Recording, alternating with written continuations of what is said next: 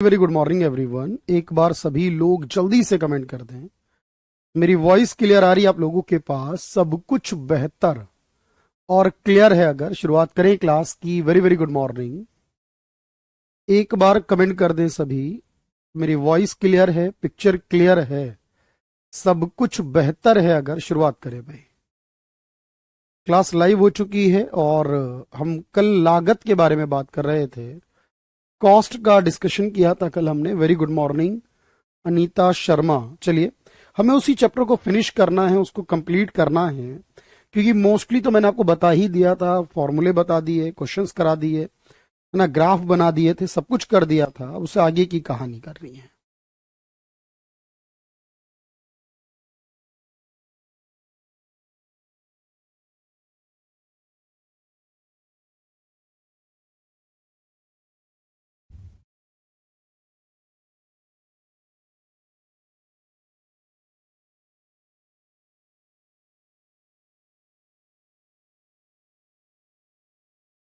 चलिए, अब देखो मुझे आगे पढ़ाना है। देखो, हमने कल पढ़ा था कॉस्ट में फिक्स्ड वेरिएबल के बारे में, टोटल कॉस्ट क्या होगी, मार्जिनल और एवरेज कॉस्ट, और उनके रिलेशन को पढ़ा था। लेकिन आज जो मैं पढ़ाऊंगा बहुत गहराई से सुनना और समझना।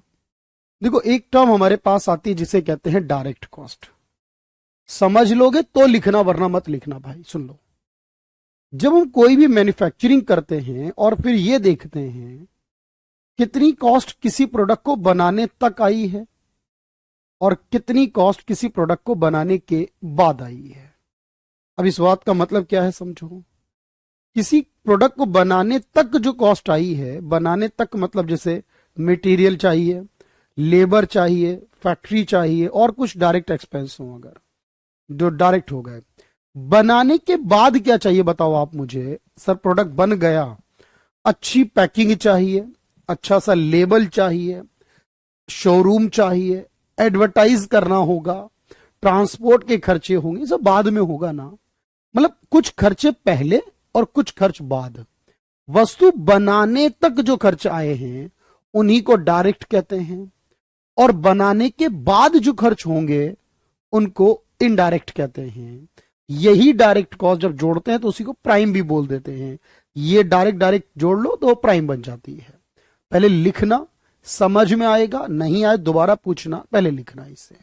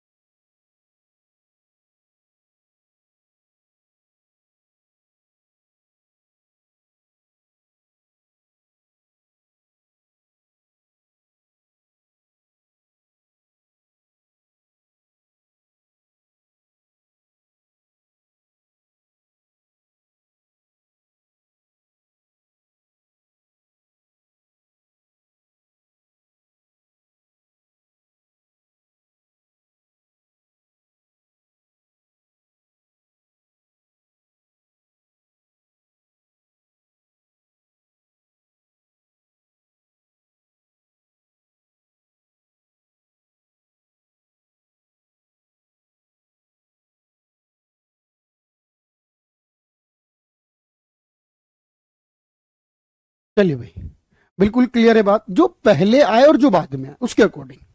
अब जैसे कोई भी कॉस्ट आती है हमारी, कोई भी लागत आती है। अब जैसे जो हमारी कॉस्ट बेचने के पॉइंट ऑफ व्यू से, इस सवाल को देखना ध्यान से। जैसे कि सवाल में पूछा है कि कौन सी सेलिंग कॉस्ट होगी। अमूमन सेलिंग कॉस्ट जो होती है ना, वो इनडायरेक्ट ही तो होती है ना, बाद में आती हैं। अब मटेरियल का हो, ट्रांसपोर्टेशन का हो, एडवर्टाइजमेंट का हो, लेबर का हो, परिवहन, क्योंकि पहले सामान वगैरह लाने में भी यूज होता है ना भाई। तो अब अगर मैं आपसे पूछूं कि इसके अकॉर्डिंग क्या होगा, आप मुझे बताओ।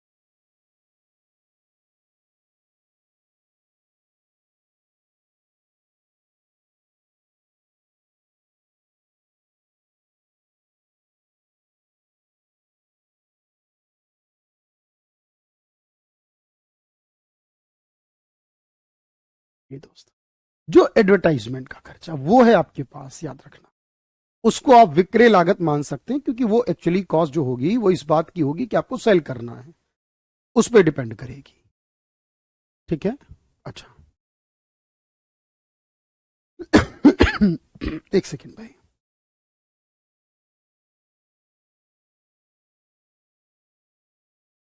चलिए मैं बाकी क्वेश्चन भी कराऊंगा, लेकिन उसके बाद अब देखिए। अच्छा, इकोनॉमिक्स में एक और चीज है, मैंने आपको बताया था। अमूमन इकोनॉमिक्स में क्या होता है सर, जब भी हम किसी एक का सिलेक्शन करते हैं तो हमें दूसरे ऑल्टरनेट को छोड़ना ही पड़ता है। ये बात तो कंफर्म है ना भाई। लाइफ में कुछ भी करोगे आप, अगर आप एक को सिलेक्ट करोगे तो आपको दूसरे को छोड़ना पड़ेगा, सेक्रीफाइस करना पड़ेगा। बोलो हाँ या ना। जब कभी ऐसा होता है कि हम किसी एक को सेलेक्ट करते हैं और किसी दूसरे को सेक्रीफाइस करते हैं, तब मुझे बताइए उसे क्या कहा जाएगा। किसी एक का सिलेक्शन करके और दूसरे को छोड़ देना, जो छोड़ दिया जाता है ना वो सबसे बेहतर वाला विकल्प, यानी जो चुन लिया उसके बाद वाला जो विकल्प होता है ना, उसे कहते हैं अवसर लागत। इकोनॉमिक्स में कहीं जाओ कुछ करो, एक टॉपिक हमेशा साथ चलेगा, अवसर लागत। यानी कि जो आप छोड़ रहे हो, जैसे आपके पास दो अल्टरनेट हैं, एक छोड़ रहे हो, उस वाले को कहेंगे। चार अल्टरनेट है, आप एक चुन के तीन छोड़ोगे तो तीनों को अवसर लागत नहीं कहोगे, इन तीनों में जो बेस्ट होगा उसको कहोगे कि ये सेकंड बेस्ट था हमारा।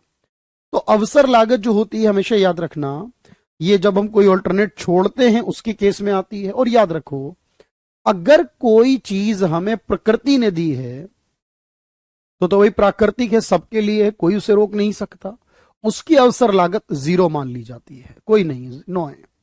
लेकिन अगर कोई चीज सरकार फ्री में दे रही है तो उसका बर्डन किस पे जाएगा बताओ। अगर सरकार हमें कोई फ्री दे रही है तो सरकार अपने घर से नहीं लाई है, सरकार वही चीज का बर्डन टैक्स पेयर पे डालेगी, टैक्स बढ़ाएगी, या टैक्स पेयर का अमाउंट होगा जो यूज होगा।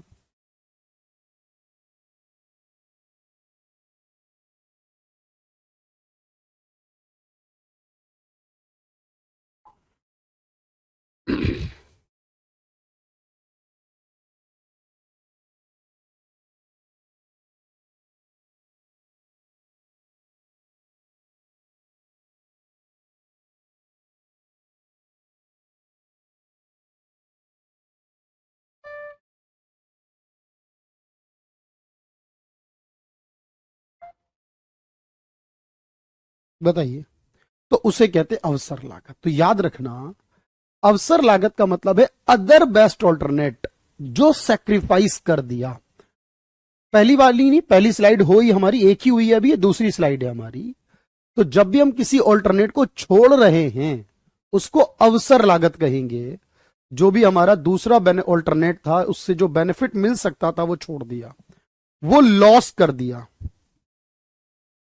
जो सेकंड ऑल्टरनेट हमने छोड़ दिया है उसको अवसर लागत कहा जाएगा।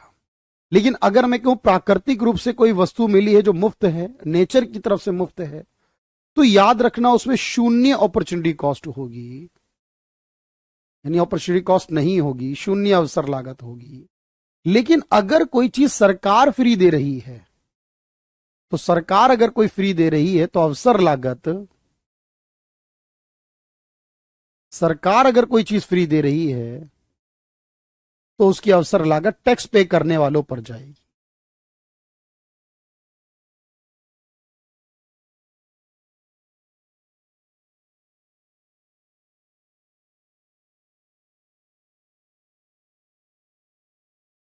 तब वो टैक्स पेयर को भरना पड़ेगा। यानी हमेशा याद रखो, इकोनॉमिक्स में तो चॉइस करना ही है, मैं पहले दिन से कह रहा हूं। इकोनॉमिक्स का मतलब है सिलेक्शन करना, चॉइस करना, किसी एक को चुनना, दूसरे को छोड़ देना, सिलेक्शन करना, यही इकोनॉमिक्स है। तो जब इकोनॉमिक्स है तो आपको याद रखना, इसमें हर केस में आपको एक चीज मिलेगी जिसे कहते हैं अवसर लागत।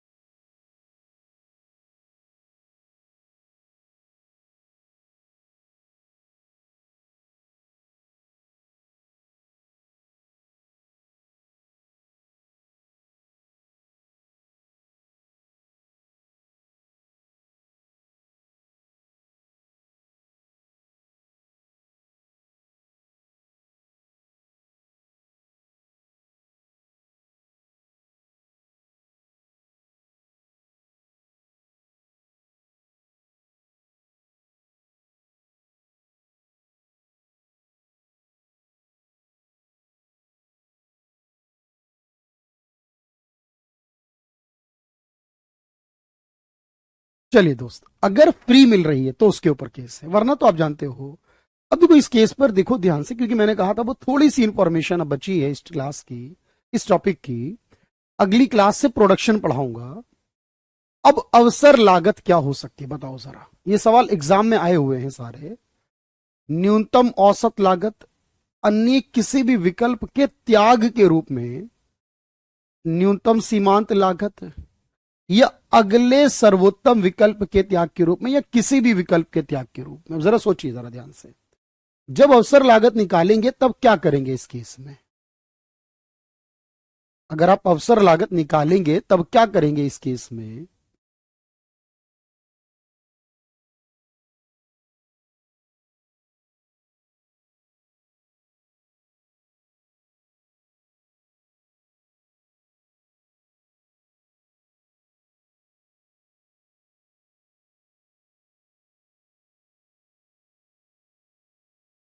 तो आप कहोगे अगला सर्वोत्तम, सारे विकल्प नहीं, क्योंकि किसी भी विकल्प को नहीं कह सकते। अगले सर्वोत्तम वाले विकल्प को ही कहना है, बाकी को नहीं कहना है।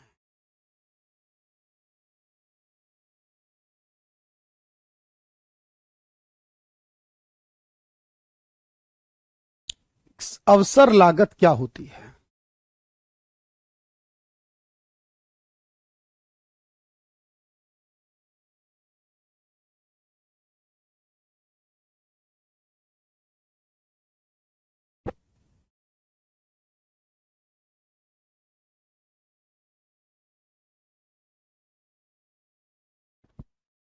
अब क्वेश्चन की लैंग्वेज को बड़ा ध्यान से देखना है।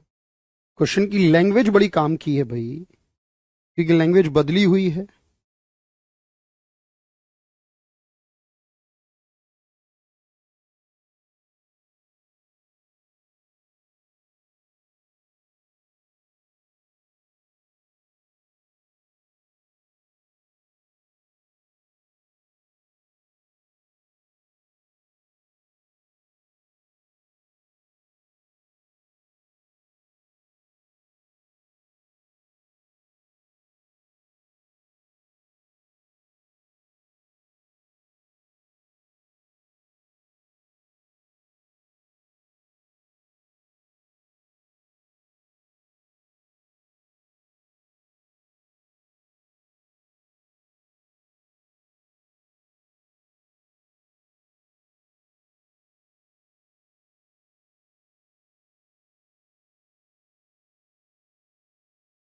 चलिए, तो ये वाला ऑप्शन सी लगेगा कि अगर दूसरे विकल्प में जाते तब क्या मिल सकता था, कर सकता अगर दूसरा विकल्प चुनता।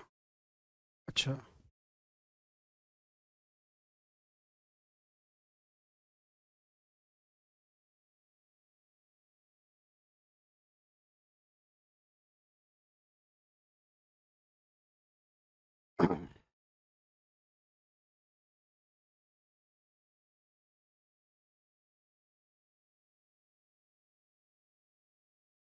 एक सेकेंड दीजिएगा क्योंकि क्वेश्चन बहुत सारे हैं। अवसर लागत का सिद्धांत क्या कहता है?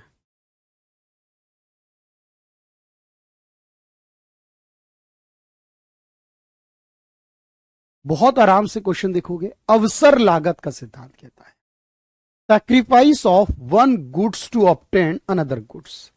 भाई एक को आप लोगे तो दूसरे को सेक्रीफाइस जो करोगे, छोड़ दोगे, उसे कहेंगे।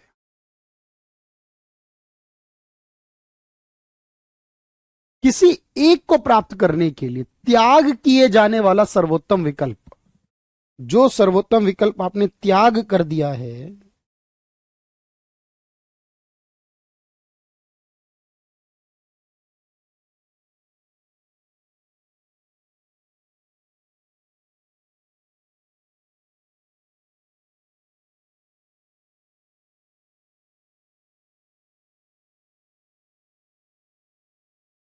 तो उसी को तो हम अवसर लागत कहते हैं।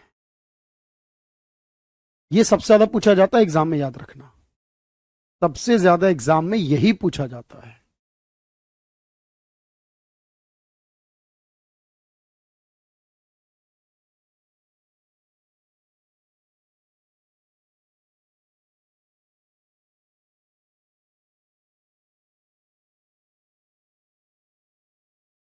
यदि सरकार द्वारा कोई वस्तु जनता को निःशुल्क उपलब्ध कराई जाती है तो क्या होगा बताओ? इकोनॉमिक कॉस्ट सारी जो भी मनी में आती है वो सारी इकोनॉमिक के है। जो भी कॉस्ट होती है वो ओवरऑल कॉस्ट को ही इकोनॉमिक कॉस्ट कहते हैं।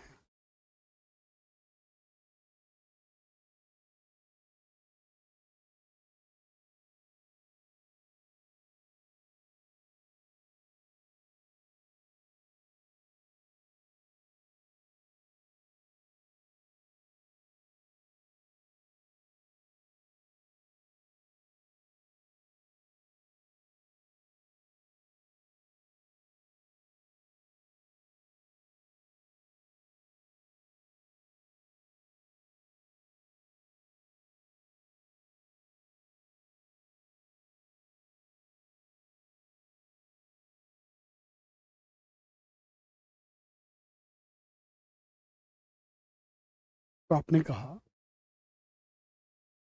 टैक्स पेइंग करने वाले लोगों पर ये ट्रांसफर हो जाता है, क्योंकि टैक्स पे करने वाले को एक तरह से ही भरना पड़ रहा है।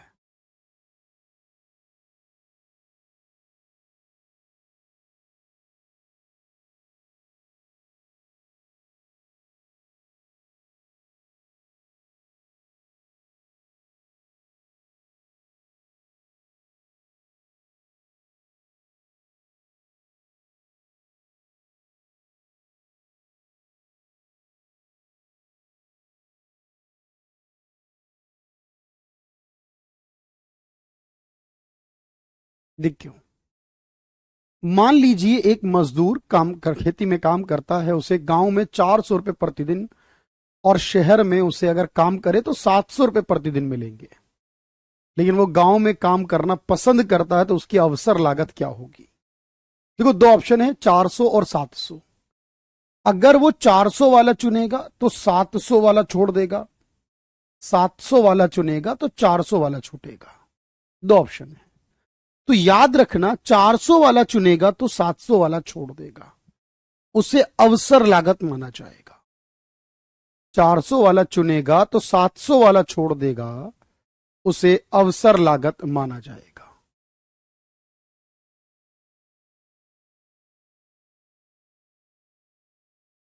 ये सीडीएस का आया हुआ सवाल है, ये इससे पहले वाला और ये वाला भी, कि जो अवसर लागत है वो क्या होगी। मैं क्वेश्चन क्यों दिखा रहा हूं बार बार, क्योंकि वैरायटी क्वेश्चन में ही, ऑप्शन तो उतने ही, मतलब आंसर तो उतने में से निकालना है आपको। अब आपको ऑप्शन ढूंढने हैं बार बार।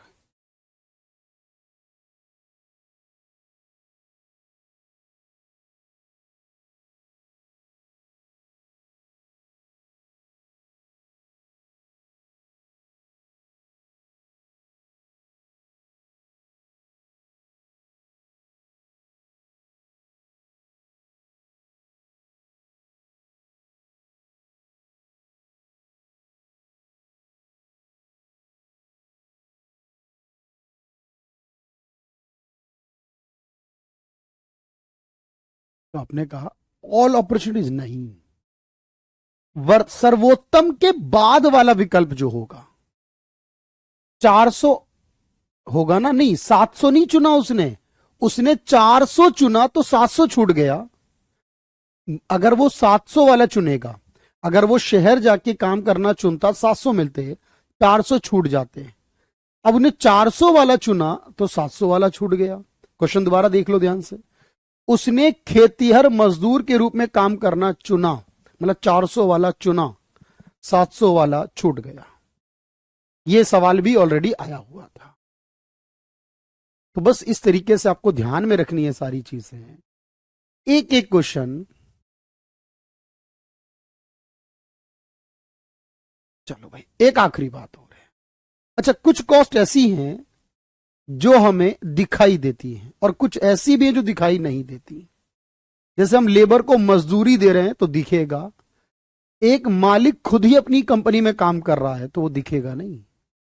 सोच लो ध्यान से। कुछ चीजें जो हमें नजर आ रही हैं, दिखाई दे रही हैं, जो हमारी जेब से जाते हुए नजर आ रहा है हमें। मैं एक एग्जांपल देता हूं इसके लिए। हमेशा आप अपने ऑफिस से 5 दिन की छुट्टी लेकर कहीं घूमने के लिए चले गए। अब 5 दिन के बाद जब वापस आए और हिसाब लगाया कितना खर्चा हुआ, तो जो आप 20,000 जेब में लेके गए थे वो सारे खर्च करके आ गए। तो कोई कहेगा जी 20,000 ले गए थे, 20,000 खर्च हो गए, 5 दिन घूमे, 20,000 रुपए खर्च हुए। मैं कहूंगा नहीं, 20 नहीं हुए। 20 वो हुए जो आपने वहां करे, दिखे आपको खर्च होते हुए। 5 दिन की सैलरी भी कट करके आएगी अब की बार, वो 5 दिन का भी तो खर्चा है, वो सैलरी भी तो नहीं मिलेगी ना अब आपको। तो जो आपको दिख नहीं रही वो इम्प्लीसिट है, जो इम्प्लीसिट है, जो इंटरनली है, जो इनविजिबल है, जो आपको एज्यूम करनी पड़ रही है, जो इनविजिबल है, अदृश्य लागत है। मतलब आपको दिख नहीं रहा है ये भी खर्च हुआ या नहीं, आपको रियलाइज करना पड़ेगा। और जो आपको दिख रही है कि हाँ भाई ये पैसा गया मेरा, अब किसी को काम पर रखा, मजदूरी दी, दिखेगा। कोई मशीन खरीदी, पैसे दिए, दिखेगा। अब एक इंसान अपनी ही कंपनी में काम करने लगता है तो नहीं दिखता उसे। मैंने अपने घर का कोई काम करना था, घर एक इस काम इस छुट्टी करी एक दिन, वो काम निपटाया तो दिखेगा नहीं। अच्छा, जो कॉस्ट एक बार खर्च हो जाए और उसके बाद दोबारा रिकवर ना हो,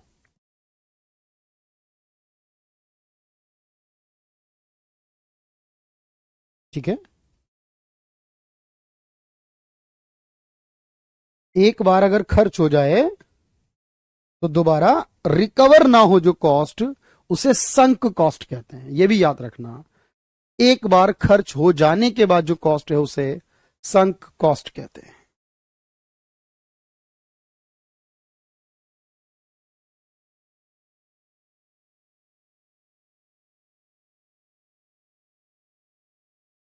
चलिए भाई,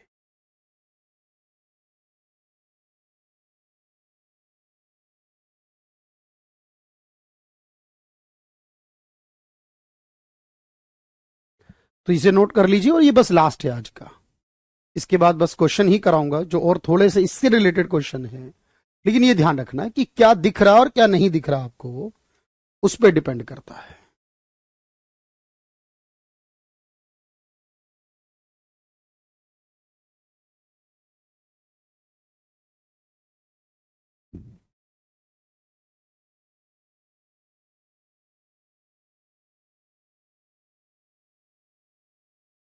कोई भी रिसर्च का, ट्रेनिंग का खर्च इस प्रकार के। अब देखना ध्यान से, इसको आपने लिख भी लिया होगा लगभग, बात समझना।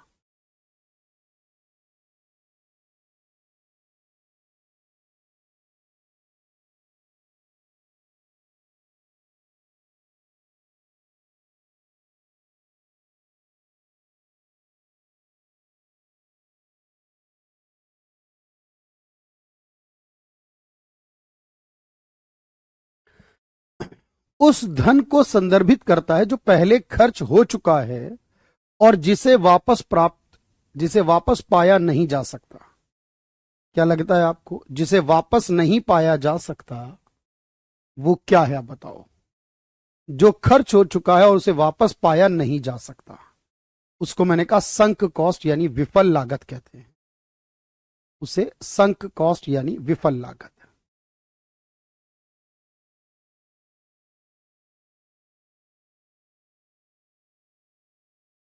कौन सी डायरेक्ट कॉस्ट नहीं है? कौन सी कॉस्ट डायरेक्ट नहीं है?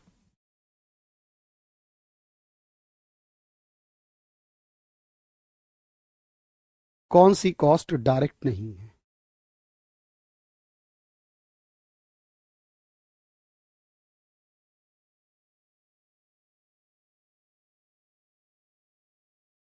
तो आप कहोगे ये डायरेक्ट है, ये डायरेक्ट है, ये डायरेक्ट है। किराया वगैरह डिफाइन नहीं है कि फैक्ट्री का है किसका, और टैक्स वगैरह तो बाद में ही जाते हैं, और जो बाद में जाते हैं वो इनडायरेक्ट होते हैं।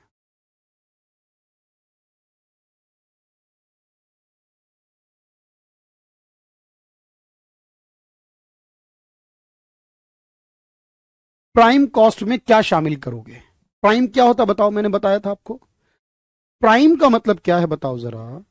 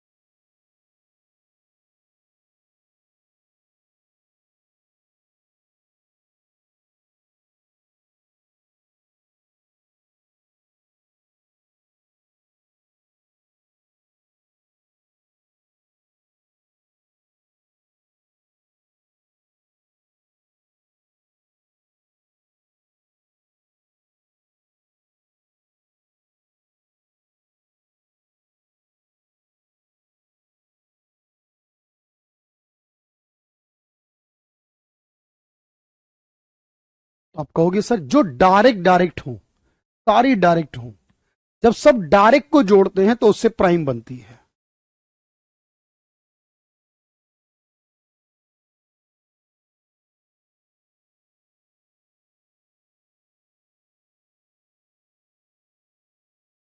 हम्म?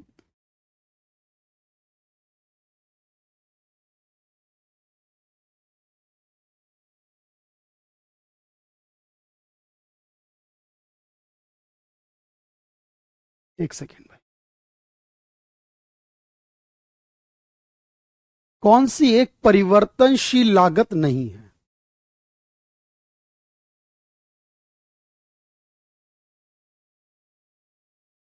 परिवर्तनशील लागत नहीं है।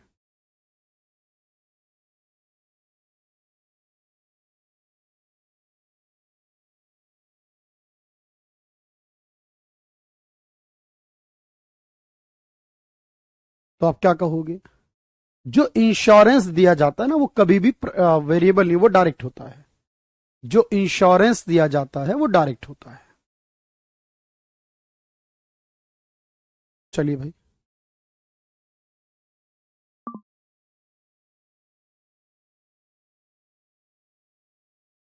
अगर हम किसी फर्म को ब्याज देंगे, अब ब्याज देना दिखेगा या नहीं दिखेगा, सब हो जाएगा पूजा। ब्याज देना, अब ये दिखने वाली चीज है या नहीं दिखती है? तो दिख रही है। ब्याज देना एक्सप्लिसिट होगा, दिखेगा।